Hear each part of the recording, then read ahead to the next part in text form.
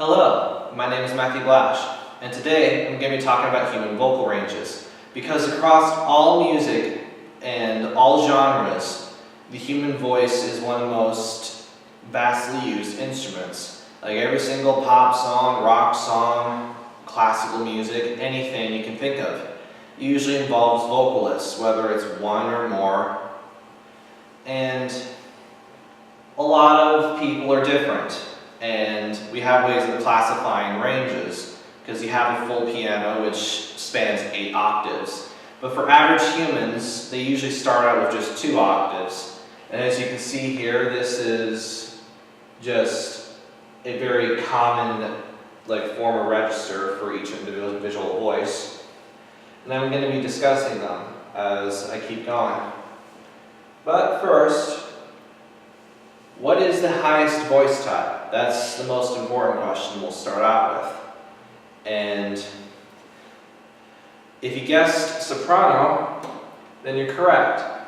Usually, the highest voice type in all music is a soprano. And for women, it's actually the most common for young women when it comes to voice types. You get sopranos as being the most common. And usually they sing the highest thing in the choir, they're usually the melody. And in opera, the leading females are called the prima donnas. And there's a wide variety of roles that they can play. Usually sopranos play younger characters, maybe like teens and young women up, just because that's usually how it is in real life. You'll have a lot of sopranos being young women. And usually they're like the heroes, but sometimes they can be villains. And usually the range covers like the 4th C, middle C on the piano, all the way up to 2 octaves above that. But the thing about a lot of professional vocalists is that they expand their vocal ranges to sing much more than just 2 octaves. There are sopranos that can go really, really low, like they can hit all the way down here maybe. Or you have ones that can go far above C6 and up into the stratosphere on the piano. Like this is a picture of the Queen of the Night from Mozart's Magic Flute.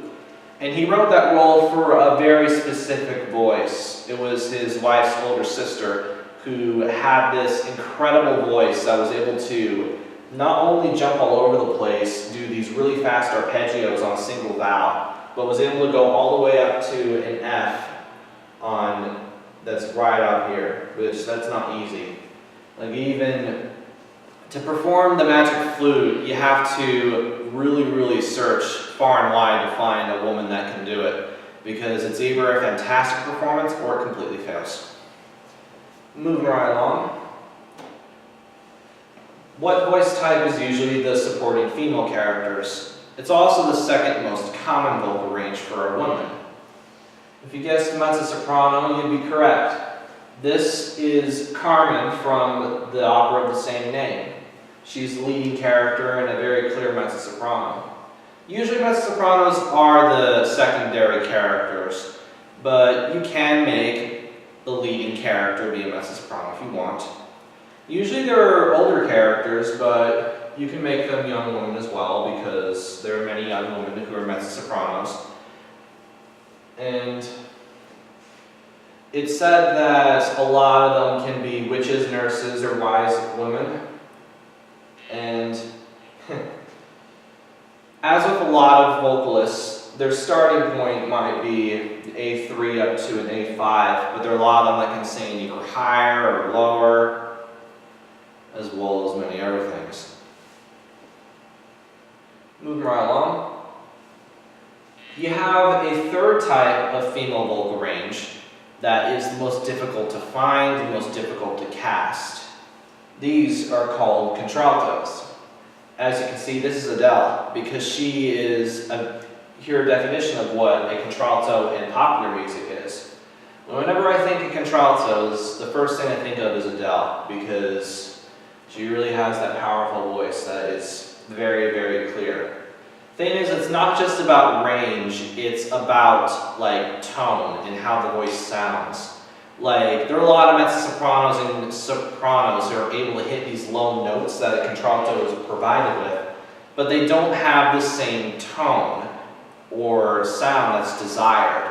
Finding true contraltos is difficult, and they're really sought after because if you can't find them, you're just going to have to get a mezzo that is able to sing the notes, but it won't have the same effect as finding a true contralto.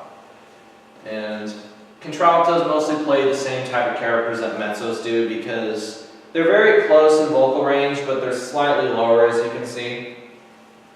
And I've sung a song where it was originally written for a contralto called, let's see, was it Death and the Maiden, where it's written for a contralto to where the high end of it is the maiden, the lower end of it is death, where it goes all the way down to a low D, where a lot of contraltos have to take it up the octave. And I sang a baritone version, which is written for baritone, and I had to sing the final D an octave up as well. Alright, now let's talk about male vocal types. And if you were to ask what is the highest average male voice type, the answer would be tenors. And in a lot of operas and musical theater, you usually have tenors being the heroic males, the main characters, the strong warriors. That's Pavarotti, one of the most famous tenors in our modern era. And usually in a men's chorale, the melody is sung by the tenor ones, where in a men's chorale, you'll have the tenor ones being true tenors, and tenor twos can be like a mixture of like the low tenors, maybe the high baritones. The thing is with vocal ranges is that not everyone starts out with the same starting and lowing pitch for singing. I mean, I'm definitely not the average singer myself when I started out. And with tenors, you have the C's up and down, middle C, above and below. And usually the most powerful roles are the Helden tenors and Mozart tenors, where a Helden tenor is, the best example I can come up with that would be in Tristan und Isolde, where it was a Richard Wagner opera, where the main role was a tenor, but the actor who played it was one of the most powerful at the time. And unfortunately, he passed away after only a couple performances. But he invented that role, and it's very difficult to perform. For one, it's a 4-hour-long opera, and it's all in German. And you have the two characters that are present in every scene. So it's pretty tough. And Mozart, of course. Mozart was not nice to tenors because he constantly wrote very difficult music for these tenors. Moving right along. For males, the most common voice type is my voice type. As you can hear on my speaking voice, if you guessed baritone, then you're correct. This is, I think it's Brian Terfel, that's his name. Very famous Welsh baritone. And it's the most common voice type, but at its most powerful, it's nothing ordinary. Like, you can have very, very powerful baritones. And there's heavy prominence of oratorios where you just have a lot of difficult roles written for baritones. And it says A2 to A4, but I don't really agree with that. If anything, it's probably all the way down to an F, all the way up to a G, because that's usually, like, my range is a little different, because my topping range is usually the F. I usually can't get any higher, and that's on a good day. But my lowest, I can get really, really low. I can get all the way down to the C sharp. And usually baritones bottom out at this G or an F. That's usually all the music I've seen for them. And usually the lowest stuff might be optional. You might have to take a higher note. Moving on. Then you have the absolute lowest voice type. But for men, it's very difficult to find these. The bass. This guy has a world record. He is a bass, however, he's able to hit notes that are not even on the piano. He's able to hit notes that can't even be heard by human ears. He has, if you look at like the world record for largest vocal range and the lowest note hit by a human, this guy will pop up. And he sings professional bass to where he's able to hit all the lowest notes that are desired. And true basses are hard to find. There are plenty of baritones that can hit the low notes of a bass. I mean, I can do it. And usually a bass can bottom out as low as maybe being a C, but there are ones that can sing far below the average range. When I was in men's chorale, I actually met someone who was able to hit the bottom F on the piano right in front of me, in front of the whole class. And I just couldn't believe it. And usually bass rolls are for elderly characters because that's usually how it works. A lot of bass singers can tend to be baritones, but as they age, they get this deeper voice and a deeper tone. And that's exactly what is desired when it comes to casting vocal ranges. It's not about all the notes you can hit high and low. It's about ability and about tone and just the sound. And you can tell a contralto from a mezzo-soprano just based off of how they're singing and just the way you hear it. And the lowest basses are usually referred to as octavists because they can sing like the lowest notes of a piano or bass guitar if you think about it that way. Like the basses and pentatonics have proven themselves to be able to hit these very, very low notes and act like a bass guitar in a band. A lot of a cappella music seeks out basses that can sing these incredibly low notes. The next thing I want to do is show you a video that explains one of the rarest types of vocal ranges that I have not discussed yet. And I will talk about it once I show the video.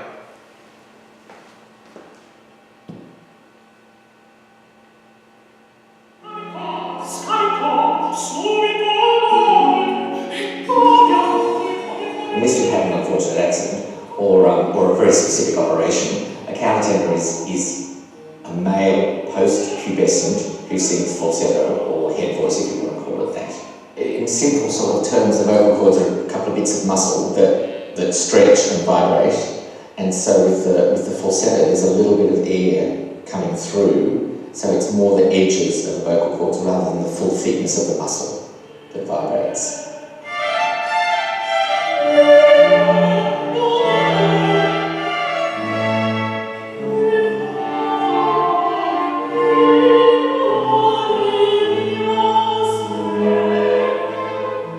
The countertenor voice is a compromise.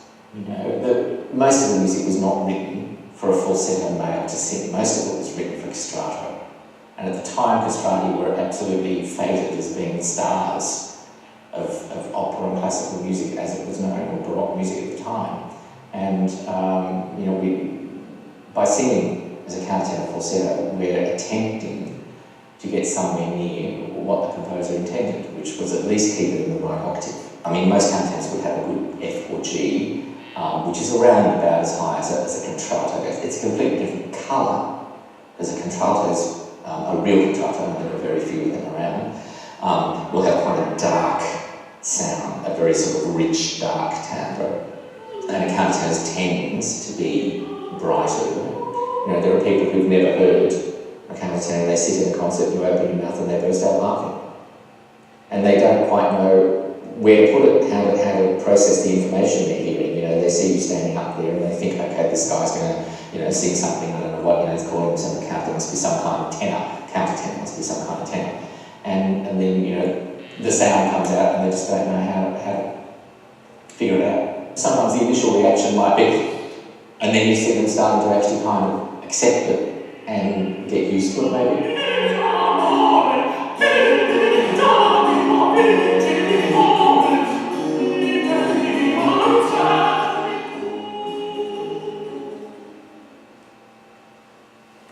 Before I discuss this countertenor, I want to discuss children's voices and a part of musical history that was relatively dark. The thing is for children's voices is that you have the girls and you have the boys, and the girls are pretty similar to what you expect. I think like both sides are called trebles, where you just have young girls and young boys.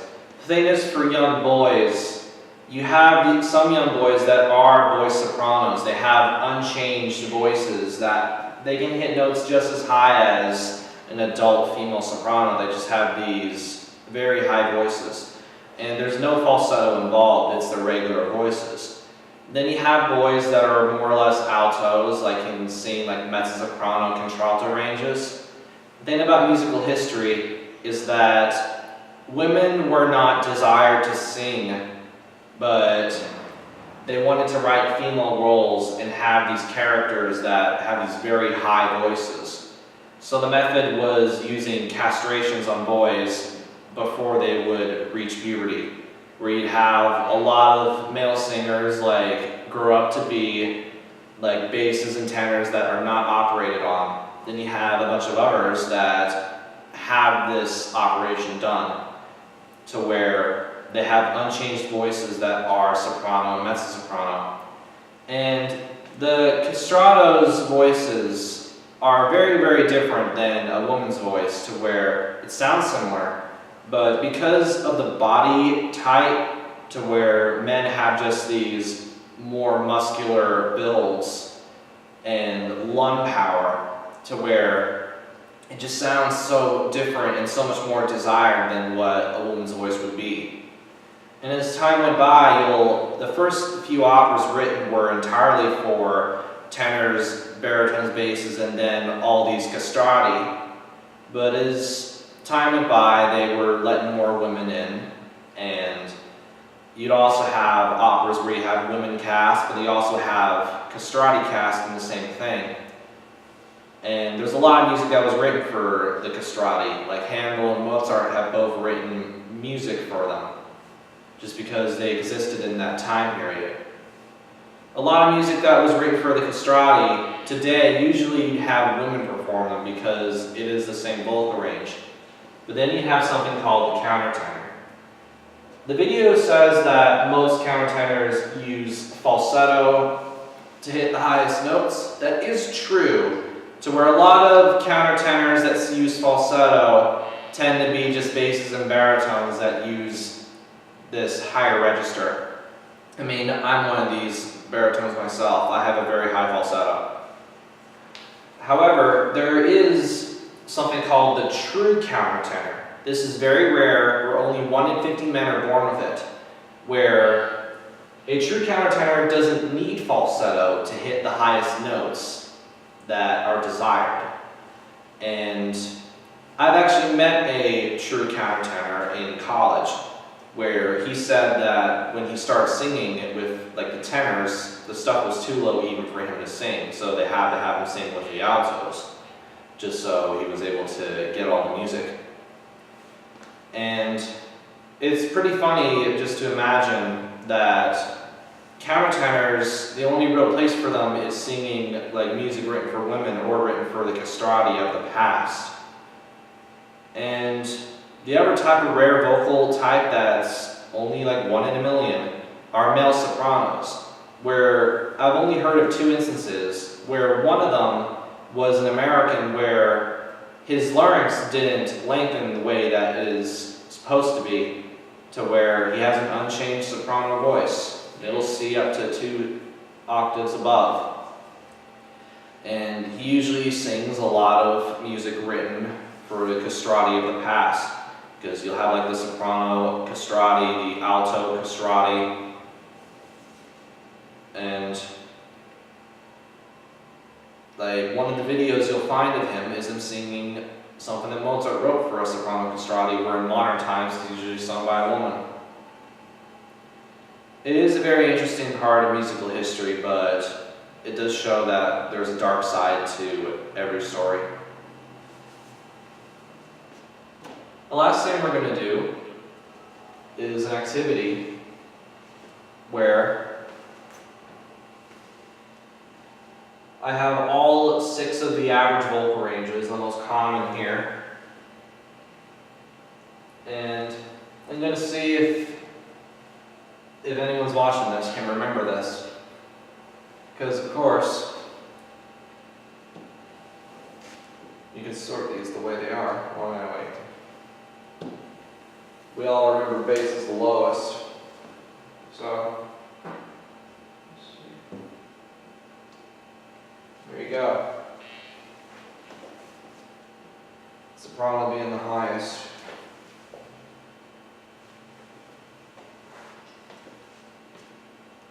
We have baritone being the most common vocal range for men. It